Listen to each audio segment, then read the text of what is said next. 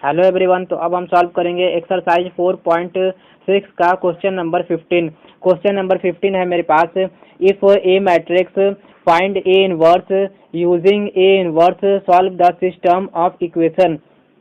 देखिए, इसमें हमें बोला जा रहा है कि फाइंड करिए ए इनवर्स को फाइंड करिए। उस ए इनवर्स से हमें इसका जो ये दिया हुआ है सिस्टम ऑफ इक्वेशन दिया हुआ है उसका सोल्यूशन फाइंड करना है। ठीक है, ये जो इक्वेशन दिया हुआ है उस ए इनवर्स जो हम ए इनवर्स फाइंड करेंगे उससे हमें इसका सोल्यूशन फाइंड करना है। ठीक है, तो क्वेश्चन मेरा ये बोल रहा है, देखिए ये जो चीज़ दी हुई है सेम टू सेम यही चीज़ दी हुई है। अगर इसको अगर हम कोफिशिएंट वेरिएबल करके लिखते हैं तो यही चीज़ होगी। देखिए, एक बार हम आपको इसको लिख कर दिखा देते हैं। तो देखिए, अगर इसको हम मैट्रिक्स में लिखेंगे तो यहाँ पे मेरे पास क्या हो जाएगा, ए मेरे पास यही चीज़ आएगी मेरे पास। देखिए यहाँ पे 2 हो जाएगा, इसको 2 लिख देंगे, इसमें से हम कोफिशिएंट बाहर निकालेंगे तो 2 हो जाएगा और यहाँ पे -3 हो जाएगा और यहाँ पे 5 हो जाएगा। 2 हो जाएगा, -3 हो जाएगा और यहाँ पे 5 हो जाएगा और यहाँ पे मेरे पास 3 होगा, 2 होगा और माइनस का 4 होगा। फिर यहाँ पे x है, y है, 2z है, तो यहाँ पे 1 होगा, यहाँ पे भी 1 होगा और यहाँ पे माइनस का 2 हो जाएगा। ठीक, देखिए ये चीज़ और ये चीज़ हमें दोनों ही चीज़ सेम दी हुई है। ठीक है, तो हमें देखिए इसमें क्या करना है, जब दोनों चीज़ सेम दी हुई है तो हम इसी ए को लेकर हम इसका ए इनवर्स फाइंड कर देते हैं। ठीक है, इसमें कुछ चेंजिंग नहीं है, मतलब कुछ बदलाव नहीं है इस क्वेश्चन में। बस ये चीज़ हमें दे दिया है कंफ्यूज करने के लिए। ये चीज़ देखिए, ये चीज़ अगर दूसरी दी रहती तो हमें थोड़ा सा उसमें आगे सॉल्व करने में थोड़ी प्रॉब्लम आती, लेकिन हमें कुछ नहीं, बस ये मैट्रिक्स दे दिया हुआ है और ये मैट्रिक्स दिया हुआ है। अगर इसको हम इस इक्वेशन को अगर हम इस तरह लिखते हैं मैट्रिक्स में तो यही चीज़ आती है। ठीक, तो चलिए हम इस मैट्रिक्स से अगर हम सॉल्व करेंगे तो हमें देखिए क्या करना है, इस मैट्रिक्स का हमें फाइंड करना है ए इनवर्स। यहाँ पे बोला है ना, इफ ए मैट्रिक्स, इसका फाइंड करिए चाहे इसका फाइंड करिए, दोनों तो बात एक ही है क्योंकि दोनों सेम मैट्रिक्स दी हुई है। तो देखिए, if A matrix find A inverse, ठीक है, ए इनवर्स जो हम इसका फाइंड करेंगे उस ए इनवर्स से हमें फाइंड करना है सिस्टम ऑफ लीनियर इक्वेशन, मतलब इसका इक्वेशन फाइंड करना है। उसके जो इसका ए इनवर्स आएगा उससे हमें इसका इक्वेशन फाइंड करना है। ठीक है, तो चलिए आइए हम इसको सॉल्व करते हैं। तो देखिए, सब जैसे हम बाकी का क्वेश्चन कर रहे थे वैसे ही इसको भी करेंगे। ठीक, तो देखिए यहाँ पे मेरे पास है 2, यहाँ पे ये चीज़ है, तो ये चीज़ मेरे पास दी हुई है। तो सबसे पहले जैसे हम बाकी क्वेश्चन में ए इनवर्स फाइंड कर रहे थे उसी तरह इसमें भी ए इनवर्स फाइंड कर लेते हैं।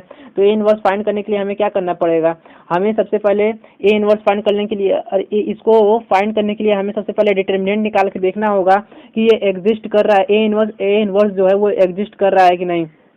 अगर एग्जिस्ट करेगा तो हम कह देंगे कि हाँ एग्जिस्ट करेगा, तो ये मेरा हो जाएगा ये जो इक्वेशन है वो कंसिस्टेंट हो जाएगा और जो इसका सोल्यूशन आएगा वो यूनिक सोल्यूशन आएगा।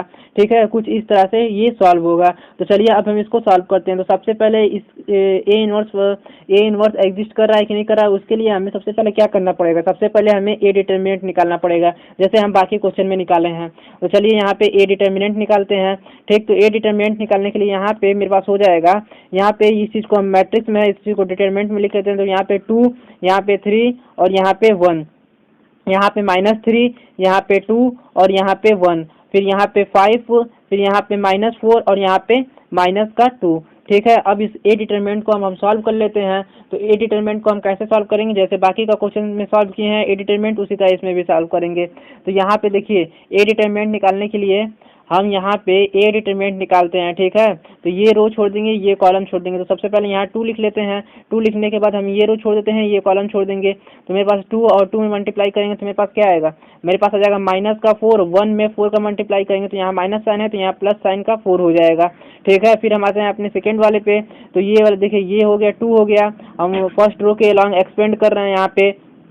तो यहाँ पे हम 2 तो लिख लिए। अब यहाँ पे -3, तो ये जो मेरी पोजीशन होती है पोजीशन मेरी ऑड होती है तो माइनस यहाँ पे है तो माइनस प्लस हो जाएगा, प्लस का यहाँ पे 3 हो जाएगा। फिर उसके बाद यहाँ पे ये वाली रो छोड़ देंगे और सेकंड कॉलम छोड़ देंगे। तो 3 में 2 का मल्टीप्लाई करेंगे तो मेरे पास हो जाएगा 3 2 जा 6। ठीक है, यहाँ पे माइनस का 6 हो जाएगा। ठीक, और यहाँ पे देखिए 3 में 2 का मल्टीप्लाई किए 6 हुआ है, 5 में 1 का मल्टीप्लाई करेंगे तो मेरे पास हो जाएगा, यहाँ पे मेरे पास हो जाएगा 5।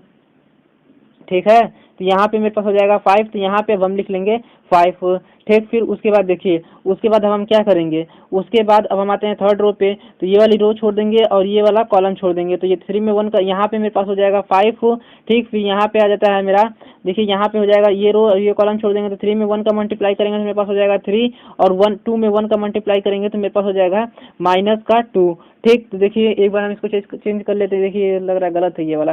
देखिए हम ये सेकंड रो छोड़ देंगे, फर्स्ट रो छोड़ देंगे और सेकंड कॉलम छोड़ देंगे, तो 3 में 2 का मल्टीप्लाई करेंगे तो मेरे पास आ जाएगा 3 2 जा 6, और 1 में 4 का मल्टीप्लाई करेंगे तो यहाँ पे आ जाएगा मेरे पास माइनस साइन है, तो यहाँ पे प्लस का 4 आ जाएगा। ठीक है, यहाँ पे प्लस का 4 आ जाएगा। अब इसको हम सॉल्व कर लेते हैं। ठीक, तो ये मेरे पास 0 हो जाएगा। ठीक है, देखिए अब यहाँ पे देखिए, यहाँ पे मेरे पास -6 प्लस 4, -6 प्लस 4 हो जाएगा मेरे पास माइनस का 2, -2 इंटू 3, तो यहाँ पे हो जाएगा 2 इंटू 3 करेंगे तो मेरे पास हो जाएगा 2 3 जा 6, तो यहाँ पे मेरे पास आ जाएगा माइनस का यहाँ पे आ जाएगा मेरे पास 6। फिर इधर आते हैं हम, यहाँ पे आएंगे तो 3 में से 1 माइनस करेंगे, 3 में से 2 माइनस करेंगे तो मेरे पास आएगा 1, 1 में 5 को मल्टीप्लाई करेंगे तो मेरे पास आ जाएगा 5, तो यहाँ पे लिखेंगे प्लस का 5। ठीक है, तो यहाँ पे A determinant is equal to -6 plus 4, तो यहाँ पे हो जाएगा A determinant is equal to 6 में से 6 प्लस 5 है, तो यहाँ पे हो जाएगा -1। ठीक, तो -1 आ गया यहाँ पे, तो यहाँ से अब हम कह सकते हैं A determinant does not equal to 0। A determinant जो है मेरा यहाँ 0 के इक्वल नहीं आया है, 0 के इक्वल नहीं आया है, तो यहाँ से ये बात हम कह सकते हैं कि अब यहाँ से ए इनवर्स एग्जिस्ट मेरा जो है कि करेगा, ए इनवर्स एग्जिस्ट करेगा। तो यहाँ से अब हम ये कह सकते हैं कि ये जो मेरी ए इनवर्स जब एग्जिस्ट कर गया, तब हम आगे ये कह सकते हैं कि ये मेरी नॉन सिंगुलर मैट्रिक्स है, इसका जो इक्वेशन है वो कंसिस्टेंस है, और जो इसका सोल्यूशन आएगा वो यूनिक सोल्यूशन आएगा। ये बात हम यहाँ से कह सकते हैं, लेकिन यहाँ से हमें तो मेन चेंज करना था कि ए इनवर्स जो है वो ए इनवर्स एग्जिस्ट कर रहा है कि नहीं, तो यहाँ पे मेरा ए इनवर्स एग्जिस्ट कर गया है, तो यहाँ पे अब हम लिख देंगे ए इनवर्स एग्जिस्ट। ठीक है, A inverse exist, A inverse मेरा एग्जिस्ट कर गया, तो अब हमें ए इनवर्स फाइंड करने के लिए, ठीक है, यहाँ से अब मेरा ए इनवर्स जो है वो एग्जिस्ट करेगा, ए इनवर्स एग्जिस्ट करेगा, तो अब हमें क्या करना पड़ेगा, ए इनवर्स फाइंड करना पड़ेगा। तो ए इनवर्स फाइंड करने की सबसे पहले हमें को फैक्टर निकालना पड़ेगा, एडजॉइंट निकालना पड़ेगा। एडजॉइंट निकालेंगे तो मेरा देखिए ए इनवर्स का फार्मूला होता है A inverse is equal to 1/a determinant into adjoint A, ये मेरा ए इनवर्स का फार्मूला होता है। तो सबसे पहले हमारे पास देखिए ए डिटर्मिनेंट तो निकल चुका है। ठीक है, अब हमें निकालना है एडजॉइंट ए। एडजॉइंट ए निकालने के लिए हमें क्या करना पड़ेगा, एडजॉइंट ए निकालने के लिए हमें कोफैक्टर निकालना पड़ेगा। कोफैक्टर का अगर हम ट्रांसपोज करेंगे तो मेरे पास एडजॉइंट ए आएगा। ठीक है, तो चलिए सबसे पहले यहाँ पे हम कोफैक्टर, अभी तक तो आप लोग कोफैक्टर निकालना सीख लिए होंगे, तो यहाँ पे हम डायरेक्ट लिखते हैं कोफैक्टर। ठीक है, जो कोफैक्टर है उस चीज़ को हम यहाँ पे डायरेक्ट लिख देते हैं। Cofactor of A equal to मेरे पास आया था, जो हम निकाले थे, तो मेरे पास आया था 0 आया था, 2 आया था, और यहाँ पे मेरे पास आया था 0 आया था, 2 आया था और 1 आया था, और यहाँ पे मेरे पास आया था -1 और -9, और यहाँ पे मेरे पास आया था -5, और फिर मेरे पास यहाँ पे आया था -5 के बाद यहाँ पे मेरे पास आया था 2 आया था, और यहाँ पे 23 आया था, और यहाँ पे मेरे पास 13 आया था। ये मेरे पास जब हम निकाले थे तो ये मेरे पास कोफैक्टर आया था। ठीक है, अब हम इसको ट्रांसपोज कर देंगे तो एडजॉइंट आ जाएगा। ठीक है, चलिए यहाँ पे हम इसको ट्रांसपोज कर देते हैं, तो यहाँ पे जब ट्रांसपोज करेंगे तो एडजॉइंट ए आएगा। ट्रांसपोज मेरे पास क्या होता है, ट्रांसपोज वो होता है जो चीज़ रो में लिखी हुई है उस चीज़ को हम कॉलम में लिख देते हैं। तो यहाँ पे मेरे पास हो जाएगा 0, और यहाँ पे मेरे पास हो जाएगा 2, और यहाँ पे मेरे पास हो जाएगा 1, और यहाँ पे -1 -9 -5 सेकेंड रो में हो जाएगा, सॉरी सेकेंड कॉलम में हो जाएगा। -1 -9 -5 ये मेरे पास सेकेंड कॉलम में हो गया। फिर उसके बाद ये जो थर्ड रो है, इस थर्ड रो को हम थर्ड कॉलम में लिख देंगे 2, और यहाँ पे 23 और यहाँ पे 13। ठीक है, तो ये मेरा आ गया एडजॉइंट। एडजॉइंट आ गया यहाँ पे। तो देखिए अब हम यहाँ से क्या कर सकते हैं, अब यहाँ से हम ए इनवर्स अब मेरा आसानी से फाइंड हो जाएगा। तो यहाँ पे अब हम लिखेंगे A inverse is equal to, A inverse का तो फार्मूला आप लोग को मालूम होगा, A inverse is equal to 1/a determinant. A determinant मेरे पास क्या आया था, ए डिटर्मिनेंट मेरे पास आया था -1, तो यहाँ पे अब हम लिखेंगे ए डिटर्मिनेंट अब हम लिखेंगे -1। ठीक है, -1 आ गया था, और एडजॉइंट क्या आया था, मेरा फार्मूला होता है ना ए इनवर्स का मेरा फार्मूला होता है 1/a determinant into adjoint A, ये मेरा ए इनवर्स का फार्मूला होता है। तो मेरे पास ए डिटर्मिनेंट भी निकल चुका था और एडजॉइंट ए भी मेरे पास यहाँ पे अभी हम निकाल चुके हैं। तो यहाँ पे ए डिटर्मिनेंट रख देते हैं, तो मेरे पास यहाँ पे ए डिटर्मिनेंट रखेंगे तो मेरे पास हो जाएगा 0 2 और यहाँ पे हो जाएगा 1, यहाँ पे -1 -9 -5, और यहाँ पे 2 यहाँ पे 23 और यहाँ पे 13, ये मेरा हो गया ए इनवर्स। अब देखिए अब हमें इस चीज़ को अब हमें क्या करना पड़ेगा, देखिए माइनस साइन है तो माइनस साइन में हम अंदर मल्टीप्लाई कर देंगे। मल्टीप्लाई जब हम करेंगे जैसे देखिए इस तरह से हम मल्टीप्लाई इसको कर देंगे। यहाँ पे अब हम इसको मल्टीप्लाई कर देते हैं। तो जब हम यहाँ पे जब मल्टीप्लाई करेंगे इस चीज़ को, देखिए इस चीज़ को हम यहाँ पे मल्टीप्लाई कर रहे हैं, ठीक है। तो यहाँ पे जब मल्टीप्लाई करेंगे माइनस साइन से तो यहाँ पे मेरे पास 0 हो जाएगा, और माइनस साइन से 2 का मल्टीप्लाई करेंगे तो -2 हो जाएगा, माइनस साइन से 1 का मल्टीप्लाई करेंगे तो यहाँ पे हो जाएगा -1। फिर यहाँ पे माइनस साइन में -1 का मल्टीप्लाई करेंगे तो 1 हो जाएगा, माइनस साइन में 9 का मल्टीप्लाई करेंगे तो 9 हो जाएगा, और माइनस साइन में -5 में मल्टीप्लाई करेंगे तो 5 हो जाएगा। फिर माइनस साइन में 2 का मल्टीप्लाई करेंगे -2 -23 और -13। तो ये मेरा आ गया ए इनवर्स, ठीक है। ए इनवर्स मेरे पास क्या है, ए इनवर्स मेरे पास आया है 0 1 -2, फिर मेरे पास आया है 9 23, फिर मेरे पास आया है 1, फिर आया -1 आया है, फिर 5 आया है, फिर 13 आया है। तो ये मेरा आ गया ए इनवर्स। ए इनवर्स जब यहाँ से आ गया तो देखिए अब हम क्या करेंगे, यहाँ से मेरे पास तो ए इनवर्स तो आ गया, तो अब हमें इसे आगे सॉल्व करने के लिए चलना पड़ेगा नेक्स्ट पेज पे। तो चलिए अब हम चलते हैं नेक्स्ट पेज पे। अब यहाँ पे जो मेरे पास ए इनवर्स आया था उस ए इनवर्स का यूज करके, चलिए पहले हम यहाँ पे ए इनवर्स लिख लेते हैं। जो मेरा नेक्स्ट पेज पे आया था वही चीज़ हम यहाँ पे लिख रहे हैं।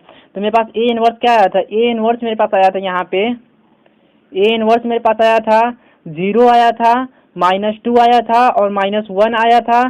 फिर यहाँ पे मेरे पास आया था 1 आया था, 9 आया था, और यहाँ पे मेरे पास 5 आया था, और यहाँ पे -2 आया था, -23 आया था और -13 आया था। ये मेरा ए इनवर्स आया था। अब हमें बोला था क्वेश्चन में इस ए इनवर्स का यूज करके जो मेरे पास इक्वेशन दी थी उस इक्वेशन का सलूशन लाना है, ठीक है, ये इस ए इनवर्स का यूज करके। तो चलिए हम इस ए इनवर्स का यूज करके उस जो इक्वेशन दी थी उसका सलूशन लाते हैं। तो उसको लाने के लिए हमें बाय यहाँ पे यूज करना पड़ेगा बाय मैट्रिक्स मेथड। तो मेरा मैट्रिक्स मेथड होता है यहाँ पे x is equal to A inverse into B. तो देखिए इस x is equal to A inverse into B जब हम करेंगे तो मेरा उस इक्वेशन का सलूशन आएगा, ठीक। तो मेरा x क्या था, x हम वहाँ पे लिखे थे, तो हमें यहाँ पे x निकालना पड़ेगा। तो देखिए हम आपको वहाँ का नेक्स्ट x भी निकाल के दिखा देते हैं। तो यहाँ पे अब हम इसका जैसे कोफिशिएंट निकाले थे उसी तरह x भी निकाल लेते हैं, और फिर उसी तरह वेरिएबल भी निकाल लेते हैं। तो मेरा x यहाँ पे क्या है, यहाँ पे मेरा वेरिएबल क्या है, मेरा वेरिएबल x है।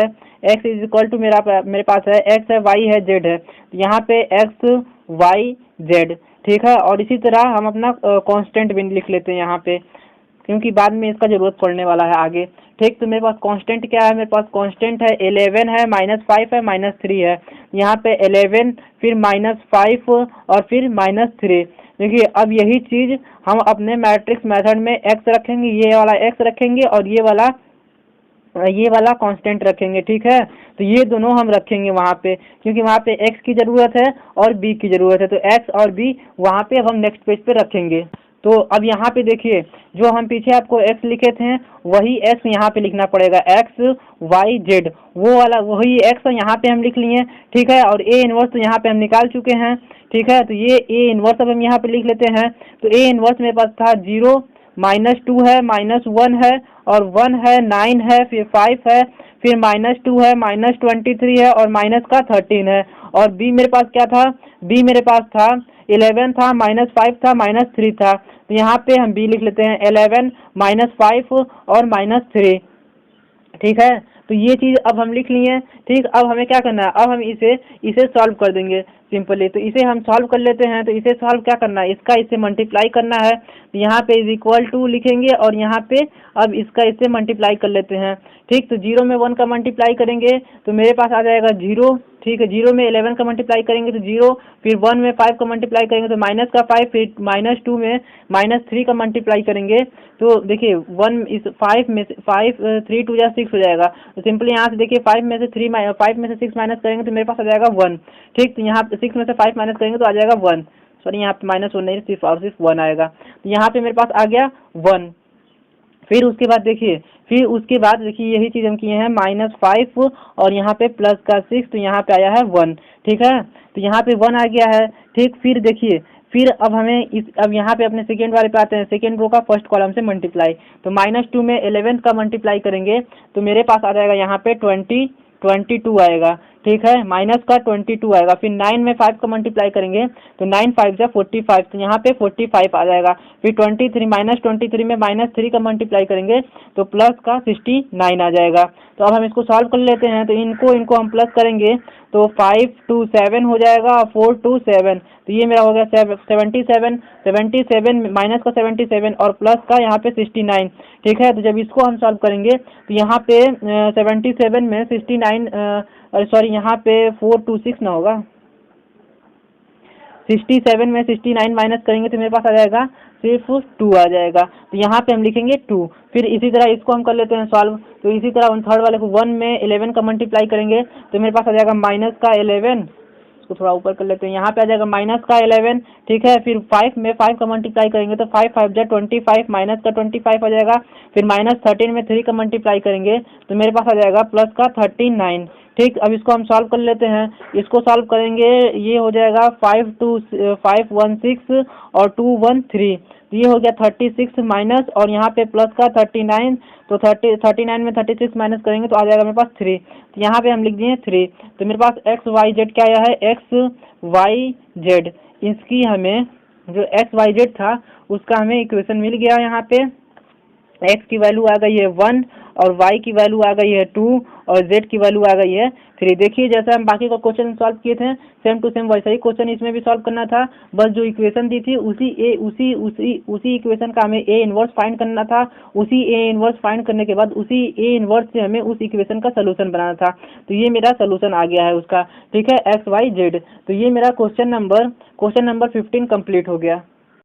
तो अब हम सॉल्व करेंगे क्वेश्चन नंबर 17। क्वेश्चन नंबर 17 मेरे पास क्या है, क्वेश्चन नंबर 17 मेरे पास दिया हुआ है the cost of 4 kg onion, 3 kg wheat and 2 kg rice is equal to 60 rupees, ठीक है। और यहाँ पे दिया हुआ है the cost of 2 kg onion, 4 kg wheat and 6 kg rice दिया हुआ है 90 रुपीज़ का। फिर दिया हुआ है the cost of 6 kg onion, 2 kg wheat and 3 kg rice दिया हुआ है मेरे पास 70 रुपीज़ का।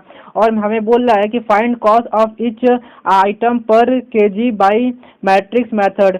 इसको जो हमें पहले तो हमें मैट्रिक्स मेथड से करना है और पर केजी मतलब हर एक केजी का आइटम हमें फाइंड करना है, मतलब उसकी ये रुपीज़ क्या होगी ये हमें बताना है, पर केजी के हिसाब से उसका रुपीज़ बताना है, ठीक है। Find cost of each item, पर आइटम का कॉस्ट बताना है हमें, वो भी मैट्रिक्स मेथड से, ठीक। तो देखिए सबसे पहले तो इसको हम इस तरह से लिख लेते हैं।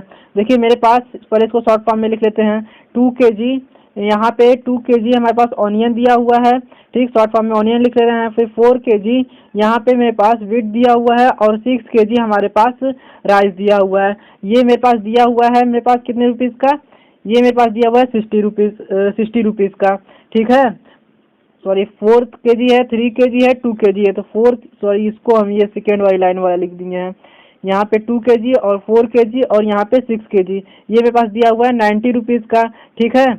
और इसी तरह हम इस फर्स्ट वाला भी यहाँ पे पहले लिख दिए इसको बाद में लिख रहे हैं, ठीक। ये आप पहले बाद में भी लिख सकते हैं, उसमें कोई चेंजिंग नहीं होगा। यहाँ पे मेरे पास दिया हुआ है 4 kg, 3 kg, 2 kg, तो हम इसको इस तरह लिख लेते हैं 4 kg, यहाँ पे 2 kg और यहाँ पे मेरे पास 4 kg, 3 kg, फिर 2 kg दिया हुआ है, 4 kg, 3 kg, फिर उसके बाद मेरे पास 2 kg दिया हुआ है। ये मेरे पास दिया हुआ है 60 रुपीज़ का, ठीक है, 60 रुपीज़ का दिया हुआ है। फिर उसके बाद मेरे पास तीसरी लाइन में जो दिया हुआ है, तीसरी लाइन में हमें दिया हुआ है 6 kg और फिर दिया हुआ है 2 kg और फिर दिया हुआ है मेरे पास 3 kg। ये मेरे पास है ऑनियन, ये मेरे पास है वीट और ये मेरे पास है राइस, ये मेरे पास दिया हुआ है 70 रुपीज़ का, ठीक है। ये तीनों चीज़ हमें दी हुई है और पर आइटम का कॉस्ट हमें बाय मैट्रिक्स मेथड से बताना है। तो उसके लिए हमें क्या करना पड़ेगा, सबसे पहले बताने के लिए हमें यहाँ पे हमें अगर यहाँ पे हम एक्स सब में एक्स हम लेट कर लेते हैं, यहाँ पे एक्स, यहाँ पे वाई, यहाँ पे जेड।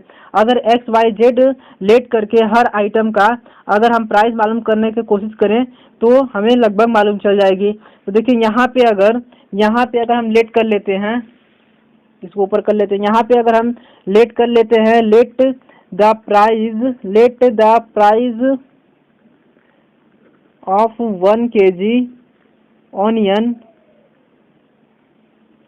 हम 1 kg ऑनियन लेट कर लिए हैं X रुपीज़ का है, ठीक है।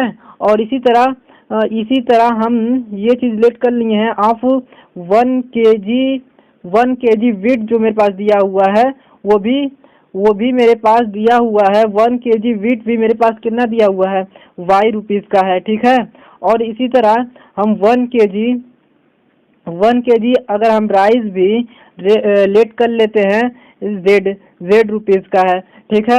तो देखिए हम 1 kg कितने का है, X रुपये मान लिए, क्योंकि हमें पर आइटम का कॉस्ट बताना है, ठीक। तो हम 1 kg हम मान लिए हैं X रुपये का है।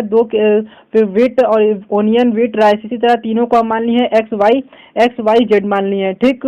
तो XYZ मान लिए हैं, तो ये मान लीजिए X रुपीज़ का एक है वीट, और फिर यहाँ पे ऑनियन जो है वो Y रुपीज़ का है, XYZ तीनों मान लिए हैं। अगर यहाँ पे अब देखिए, अगर यहाँ पे ये भी मेरा जो 1 kg है वो मेरा रुपीज़ में आ गया, मतलब यहाँ पे X रुपीज़ आ गया है, ठीक। यहाँ पे मेरे पास X रुपीज़ आ गया है। तो देखिए अगर यहाँ पे देखिए, यहाँ पर मेरे पास X रुपीज़ ये हो गया, तो X यहाँ पे X, और यहाँ पे अगर हम इसको ऐड कर देते हैं X रुपीज़ में, यहाँ पे हम इसको ऐड कर दिए तो ये मेरे पास हो जाएगा 4X, ठीक। तो यहाँ से देखिए मेरे पास एक इक्वेशन बन जाएगी, ये हो जाएगी 4X plus 3X plus 2X is equal to, ये तो मेरी सारी अब रुपीज़ में हो गई, क्योंकि हम X जो है वो रुपीज़ हो गया है, Y जो है रुपीज़ हो गया है, Z जो है रुपीज़ हो गया है। तो इन सारी चीज़ों को हम ऐड कर देंगे तो ये हो जाएगा 4X प्लस 3Y फिर 2Z। देखिए कुछ इस तरह से मेरे कहने का ये मतलब है कि अगर हम इन सारी चीज़ों को हम ऐड कर देते हैं 4X, फिर यहाँ पे 3Y, ठीक है, फिर यहाँ पे 2 यहाँ पे है Z, ठीक है। 2Z इज इक्वल टू 60 रुपया, मतलब हम 4X plus 3Y plus 2Z को ऐड करेंगे तो मेरे पास 60 रुपया आया है, ठीक है। मेरे पास 60 रुपया आया है। यहाँ पे ऐड कर सिंबल इसलिए लगाए हैं क्योंकि हम 1 kg को X रुपीज़ में कर लिए, तो ये भी मेरे पास रुपीज़ में हो गया, ये तीनों भी रुपीज़ में हो गया, और ये मेरे पास पहले से ही रुपीज़ में दिया हुआ है। तो ये मेरे पास 4X plus 3Y plus 2Z is equal to 60 rupees है। फिर इसी तरह हम सेकेंड वाले को भी लिख लेते हैं 2X plus 4X plus 6X is equal to 90 rupees. तो चलिए हम सेकेंड वाले को भी लिख सकते हैं 2X प्लस यहाँ पे 4Y और यहाँ पे प्लस का 6Z इज इक्वल टू मेरे पास दिया हुआ है 90 रुपीज़। और इसी तरह हम थर्ड वाले को लिख लेते हैं, इसमें भी X रुपीज़ ऐड कर लिए हैं इसमें, और इसमें Y रुपीज़ और इसमें Z रुपीज़। तो ये मेरे पास हो गया है 6X प्लस का 2Y और प्लस का 3Z is equal to 70 rupees, ठीक है। हमारे पास 70 रुपीज़ दिया हुआ है। तो ये चीज़ हमें मालूम चल गई कि ये 2X plus 4Y plus 6Z जो है मेरे पास 90 रुपीज़ है। तो इस बेस पे अब हम पर आइटम का कॉस्ट मालूम कर सकते हैं बाय मैट्रिक्स मेथड से। तो देखिए अब यहाँ तक तो हो गया, तो अब इसके बाद से तो आप लोग सिंपली सॉल्व कर लेंगे मैट्रिक्स मेथड लगा के। तो चलिए अब हम यहाँ से मैट्रिक्स मेथड लगा के सॉल्व करते हैं। तो मैट्रिक्स मेथड लगाने के लिए यहाँ पे अब हमें क्या करना पड़ेगा, यहाँ पे मैट्रिक्स मेथड में कांस्टेंट अलग, कोफिशिएंट अलग, वेरिएबल अलग, तीनों को अलग लिखना पड़ेगा। तो चलिए सबसे पहले हम कोफिशिएंट लिख लेते हैं। तो यहाँ पे हो जाएगा 4 और यहाँ पे मेरे पास हो जाएगा 3 और यहाँ पे मेरे पास हो जाएगा 2, 4 3 2 ये लिख लिए। फिर 2 4 6 यहाँ पे लिख लेते हैं 2 4 6, फिर यहाँ पे 6 2 3, तो यहाँ पे लिखेंगे 6 2 3। फिर उसके बाद हम वेरिएबल लिख लेते हैं। तो वेरिएबल मेरे पास है XYZ, यहाँ पे लिख लेते हैं XYZ। और मेरे पास कांस्टेंट क्या है, कांस्टेंट है मेरे पास 60 90 70, 60 90 और यहाँ पे 70। अब यहाँ से हम मैट्रिक्स मेथड से सॉल्व कर सकते हैं सिंपली, ठीक है। तो अब यहाँ से हम मैट्रिक्स मेथड से सॉल्व कर रहे हैं। तो सबसे पहले हमें इसमें सॉल्व करने के लिए सबसे पहले क्या करना पड़ेगा, सबसे पहले हमें से इसमें डिटरमिनेंट इसका सॉल्व करना पड़ेगा। तो चलिए हम इसका डिटरमिनेंट सॉल्व कर लेते हैं। तो यहाँ से डायरेक्ट हम डिटरमिनेंट सॉल्व कर रहे हैं, ठीक है। इसको डिटरमिनेंट में नहीं लिख रहे हैं, डायरेक्ट हम इसका डिटरमिनेंट फाइंड कर रहे हैं, मैट्रिक्स में ही डिटरमिनेंट हम फाइंड कर रहे हैं। लेकिन यहाँ पे आप लोग को जैसे हमारे क्वेश्चन में डिटरमिनेंट यहाँ पे लिख कर फिर आगे सॉल्व कर देते हैं, उस तरह आप लोग को सॉल्व करना है, ठीक। तो चलिए हम इस रो को और इस कॉलम को छोड़ देंगे। तो मेरे पास 4 यहाँ पे तो पहले हो जाएगा 4, ठीक है। और यहाँ पे देखिए यहाँ 4 3 12 और यहाँ पे 6 2 12, यहाँ पे हो जाएगा 12।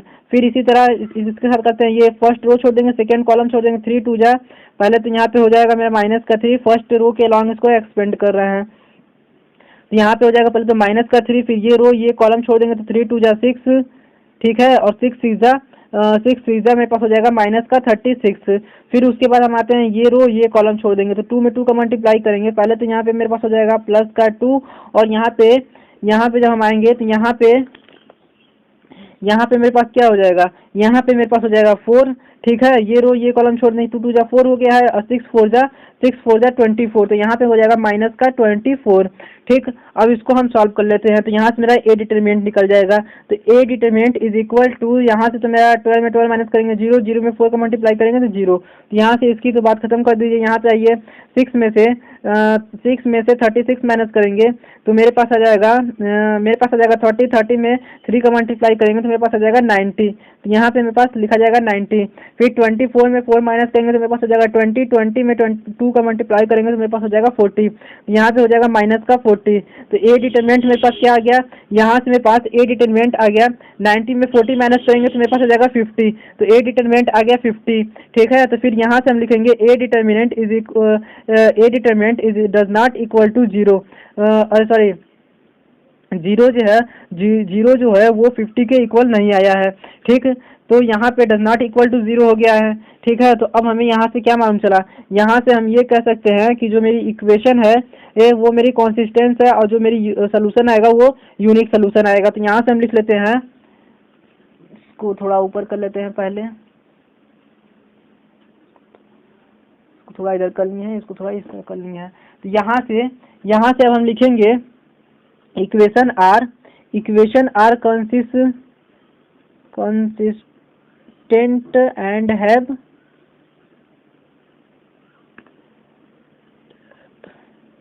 यूनिक, जो सोल्यूशन आएगा वो यूनिक रहेगा। ठीक है, जो सोल्यूशन आएगा मेरा यहाँ से यूनिक रहेगा। तो चलिए अब हमें क्या करना पड़ेगा, अब हमें जैसे हम बाकी का क्वेश्चन सॉल्व किए थे वैसे ही इसमें भी हमें करना है। देखिए यहाँ पे हमें कोफैक्टर, हम अपना जो कोफैक्टर निकाले हुए थे, तो आपको कोफैक्टर कैसे निकालते हैं ये तो आपको मालूम होगा। यहाँ पे हम डायरेक्ट कोफैक्टर निकाल दिए हैं, कोफैक्टर यहाँ पे हम डायरेक्ट लिख लिए हैं। ठीक है, क्योंकि हमें ए इनवर्स फाइंड करना है अब, तो ए इनवर्स फाइंड करने के लिए हम डिटरमिनेंट तो फाइंड कर चुके हैं ऊपर, यहाँ पे कोफैक्टर भी हम निकाल लिए हैं, कोफैक्टर भी निकाल लिए। अब इसको हम ट्रांसपोज कर देंगे तो मेरे पास एडजॉइंट आ जाएगा। तो चलिए हम इसको ट्रांसपोज करते हैं, तो मेरे पास आएगा एडजॉइंट ए। ठीक है, तो यहाँ पे इसको जब हम ट्रांसपोज करेंगे तो 0 हो जाएगा, 30 हो जाएगा, और मेरे पास हो जाएगा 0 30 और माइनस का 20, फिर -5 0, और यहाँ पे 10 हो जाएगा, फिर यहाँ पे 10 हो जाएगा, -20 हो जाएगा, और यहाँ पे 10 हो जाएगा। जो चीज़ हमारे पास यहाँ पे रो में दी हुई थी बस उसी चीज़ को हम कॉलम में लिख लिए, इसी चीज़ को ट्रांसपोज बोलते हैं। ठीक, तो मेरे पास अब यहाँ पे ए इनवर्स का फार्मूला होता है, A inverse is equal to 1/a determinant into adjoint A. तो देखिए हम ए डिटर्मिनेंट निकाले थे, मेरे पास 50 आया था।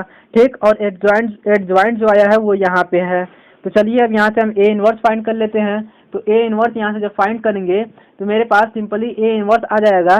यहाँ पे A inverse is equal to 1/ determinant मेरे पास आया था 50, तो यहाँ से 50 लिख लिए। ठीक है, और एडजॉइंट मेरे पास आया है, एडजॉइंट जो आया है उसको लिख लेते हैं, 0 है, -5 है, और यहाँ पे 10 है, फिर 30 है, 0 है, माइनस का 20 है, -20 है, 10 है, और यहाँ पे 10 है।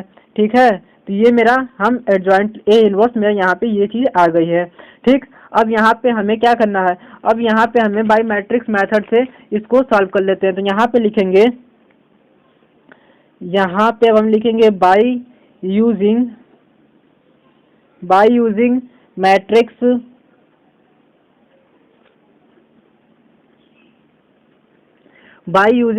मेथड। मैट्रिक्स मेथड मेरी क्या होती है, x is equal to A inverse into में b, ये मेरी होती है मैट्रिक्स मेथड। ठीक है, तो चलिए अब इसको हम मैट्रिक्स मेथड से सॉल्व करते हैं।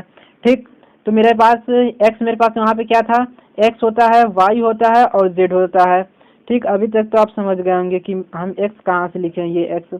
ठीक है, वहाँ पे मेरा वो जब हम शुरुआत में ही x निकाले थे वो मेरा वेरिएबल था। ठीक है, तो उसी x को यहाँ पे वहाँ पे नाम भी दिए थे x, तो यहाँ पे यही x वहाँ का यहाँ पे लिखे हैं। फिर मेरे पास ए इनवर्स कितना आया, ए इनवर्स यहाँ से ऊपर से देख लीजिए, ए इनवर्स मेरे पास है 1/15, और फिर यहाँ पे मेरे पास दिया हुआ है 0 -5, और यहाँ पे 10 13 0 माइनस का 20 -20, और यहाँ पे 10, सॉरी माइनस नहीं रहेगा, 10, और यहाँ पे 10 फिर यहाँ पे मेरे पास बी क्या था, बी वहाँ पे हम निकाले थे, वही जो मेरा सबका प्राइस था वही यहाँ पे लिखना पड़ेगा। तो सबसे पहले का प्राइस था 16 रुपये, सेकेंड वाले का प्राइस था 90 रुपीज़ और थर्ड वाले का प्राइस था 70 रुपीज़। ठीक है, तो यहाँ पे हम सारी प्राइस लिख दिए हैं, यहाँ पे एक्स वाई जेड लिख दिए हैं और यहाँ पे ए इनवर्स लिख दिए हैं। तो बस अब यहाँ से एक्स कितने रुपीज़ में था, वाई कितने रुपीज़ में था, जेड कितने रुपीज़ में था, सबसे मालूम चल जाएगा। तो यहाँ पे हम क्या लिखेंगे, यहाँ पे अब हम लिखेंगे, इसको सॉल्व कर लेते हैं। तो यहाँ पे हो जाएगा 1/15। तो देखिए यहाँ पे अब हमें यहाँ पे बस अब हमें मल्टीप्लाई करना है। ठीक, तो चलिए अब हमें इसका इससे मल्टीप्लाई करना है। तो चलिए अब हम इसका इससे मल्टीप्लाई कर लेते हैं। तो 0 में 60 का मल्टीप्लाई करेंगे, मेरे पास आ जाएगा 0। 5 में 90 का मल्टीप्लाई करेंगे तो मेरे पास आ जाएगा यहाँ पे 0 में 60 का मल्टीप्लाई करेंगे 0 आ जाएगा। फिर यहाँ पे -5 में 90 का मल्टीप्लाई करेंगे तो मेरे पास आ जाएगा -450। ठीक है, फिर 10 में 70 का मल्टीप्लाई करेंगे तो मेरे पास आ जाएगा प्लस का 700। तो यहाँ पे देखिए 700 में से 450 माइनस करेंगे तो मेरे पास आ जाएगा 250। ठीक है, तो यहाँ पे लिखा जाएगा 250। फिर इसी तरह इसका इससे कर लेते हैं। तो 30 में 60 का मल्टीप्लाई होगा तो मेरे पास आ जाएगा 180 आ जाएगा। ठीक है, फिर यहाँ पे 0 में 90 का मल्टीप्लाई होगा तो 0 हो जाएगा। 20 में 70 का मल्टीप्लाई होगा तो मेरे पास हो जाएगा, यहाँ पे मेरे पास हो जाएगा 1400। ठीक, फिर इसको हम 1400 में से 1800 माइनस करेंगे तो मेरे पास आ जाएगा 400। तो यहाँ पे मेरे पास लिखा जाएगा 400। ठीक है, फिर 20 में 60 का मल्टीप्लाई करेंगे तो मेरे पास आ जाएगा माइनस का 1200। फिर यहाँ पे 10 में 90 का मल्टीप्लाई करेंगे तो मेरे पास आ जाएगा 900। फिर मेरे पास यहाँ पे मेरे पास 10 में 70 का मल्टीप्लाई करेंगे तो मेरे पास आ जाएगा 700। ठीक है, तो फिर यहाँ पे मेरे पास आ जाएगा यहाँ पे 400। यहाँ पे -1200 में से प्लस 900 माइनस करेंगे तो मेरे पास आ जाएगा माइनस का 300। 300 में -300 प्लस 700 माइनस करेंगे तो मेरे पास आ जाएगा 400। तो यहाँ पे हम लिख लिए 400। तो यहाँ पे मेरे पास लिखा जाएगा एक्स वाई जेड। तो यहाँ पे मेरे पास एक्स वाई जेड मेरे पास क्या आ गया, एक्स मेरे पास आ गया यहाँ पे। तो अब यहाँ से हम ये चीज़ लिख सकते हैं कि जो मेरे पास अब यहाँ पे देखिए, अब इसका इससे हमको मल्टीप्लाई कराना है तो ये कटेगा तो मेरे पास हो जाएगा, ये जब मेरे पास कटेगा 250 से इसका मल्टीप्लाई कराएंगे। जिस देखिए इस तरह 250 में हम यहाँ पे इंटू करेंगे 150। ठीक है, तो 0 से 0 कट जाएगा तो मेरे पास 5 5 25। तो ये मेरे पास आ जाएगा 5। तो यहाँ पे अब हम इस चीज़ को लिख लेते हैं। तो यहाँ पे मेरे पास आ जाएगा 5। फिर 15 में फिर यहाँ पे हम 400 लिखते हैं इंटू यहाँ पे 1/50। तो 0 से 0 कटेगा और 40 कटेगा मेरे पास। 5 कटेगा 40 कटेगा मेरे पास 8 बार में। ठीक है, तो यहाँ पे बस लिखा जाएगा 8। फिर यहाँ पे भी वही चीज़ है तो यहाँ पे भी मेरे पास 8 आ जाएगा। तो एक्स वाई जेड मेरे पास आ गया, यहाँ से एक्स वाई जेड आ गया। एक्स आ गया मेरे पास 5 और वाई आ गया मेरे पास 8 और जेड आ गया मेरे पास 8। ठीक है, तो यहाँ से अब हम यहाँ से ये चीज़ लिख सकते हैं, यहाँ से हम ये चीज़ लिख सकते हैं यहाँ से कि यहाँ से लिख सकते हैं कि मेरे पास, तो अब यहाँ पे हम लिख सकते हैं कि मेरे पास hence rate of 1 kg onion मेरे पास था, वो ऑनियन मेरे पास आया है 5 रुपीज़ का।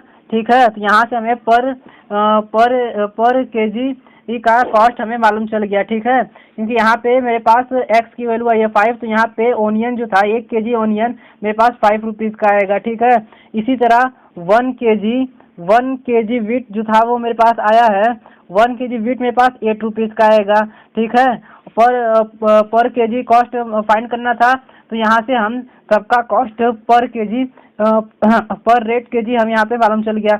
1 kg ऑनियन मेरे पास 8 रुपये का आया है और 1 kg ऑनियन 5 रुपीज़ का, और फिर 1 kg राइस मेरे पास आया है 8 रुपीज़ का। ठीक, तो यहाँ पे हमें सबका 1 kg का मालूम चल गया। 1 kg ऑनियन मेरे पास 5 रुपीज़ का है, 1 kg वीट मेरे पास 8 रुपीज़ का है, 1 kg राइस मेरे पास 8 रुपीज़ का है। तो यहाँ से मेरे पास ये चीज़ सबका पर केजी यूनिट पर केजी कॉस्ट यहाँ से हमें मालूम चल गया। ठीक, तो क्वेश्चन नंबर 17 भी मेरा कंप्लीट हो गया। अब आगे ये मेरा 4.6 एक्सरसाइज पूरा कंप्लीट हो गया है। ठीक है, तो अब हम सॉल्व करेंगे चैप्टर 5।